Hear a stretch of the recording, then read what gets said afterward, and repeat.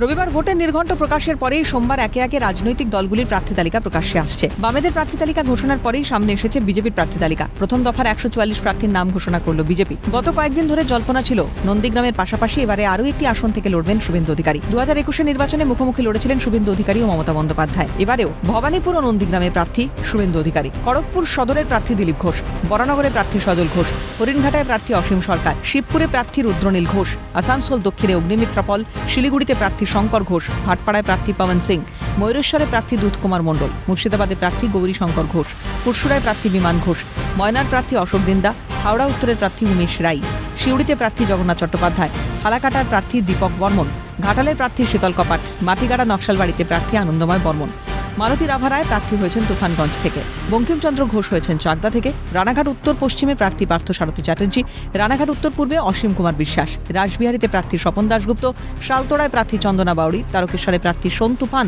পাণ্ডবেশ্বরে প্রার্থী জিতেন্দ্র তিওয়ারি, দুর্গাপুর পশ্চিমে প্রার্থী লক্ষণ ঘড়ুই, ডাবগ্রাম ফুলবাড়ির প্রার্থী শিখা চ্যাটার্জি, ওন্দার প্রার্থী অমরনাথ শাখা।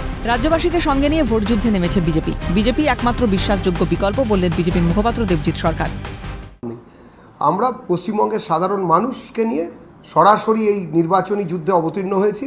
মানুষ বিশ্বাস করেছেন একমাত্র বিশ্বাসযোগ্য বিকল্প হিসেবে বিজেপি তাদেরকে এই 15 বছরের প্রায় 1.5 দশকের মহা জঙ্গলরাজ থেকে মুক্তি দিতে পারে। আমরা মানুষের সঙ্গে আছি, পশ্চিমবঙ্গের জনতা ভারতীয় জনতা পার্টির সঙ্গে আছে। ভোটের নির্ঘণ্ট ঘোষণা হতেই প্রার্থী তালিকাও ঘোষণায় রাজনৈতিক দলগুলি। এখন দেখার ভোট যুদ্ধে শেষ হাসি কে হাসে। ক্যামেরায় নিখিল দাসের সঙ্গে রেশমি দাস, ক্যালকাটা নিউজ।